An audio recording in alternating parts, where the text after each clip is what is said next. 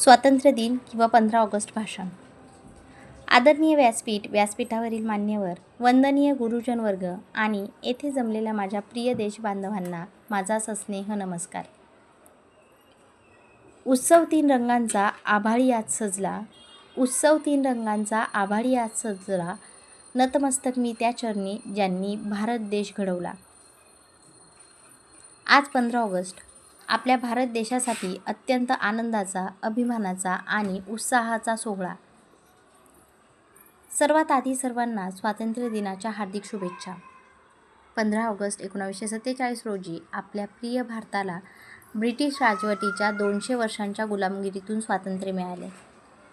आज आपण मोकळ्या हवेत श्वास घेत आहोत ते या देशाच्या मातीसाठी आपल्या अनेक शूरवीरांनी स्वतःच्या प्राणांचे बलिदान दिले त्यामुळेच. हा दिवस केवळ एक उत्सव नसून त्या तमाम क्रांतिकारकांच्या आणि स्वातंत्र्य सैनिकांच्या त्यागाचे आणि संघर्षाचे प्रतीक आहे.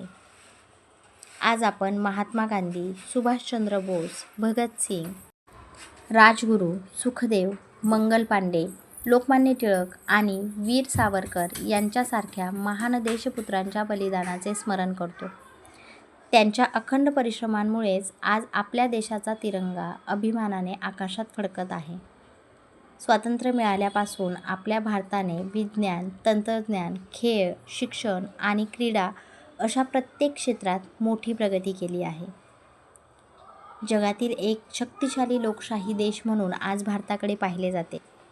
पण मित्रहो, आज खऱ्या स्वातंत्र्याचा अर्थ केवळ हक्क मिळवणे नाही, तर आपल्या कर्तव्यांची जाणीव ठेवणे हा देखील आहे.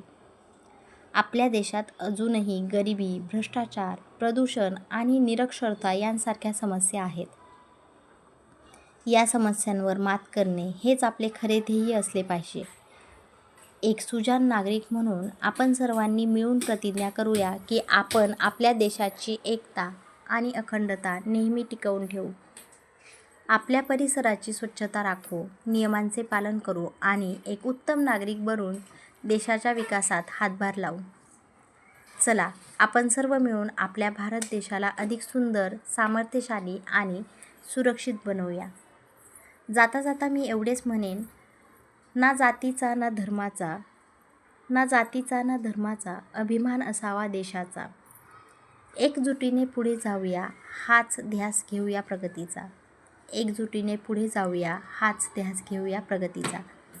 मला माझे विचार मांडण्याची संधी दिली याबद्दल मी सर्वांचे आभार मानते आणि माझ्या भाषणाला विराम देते.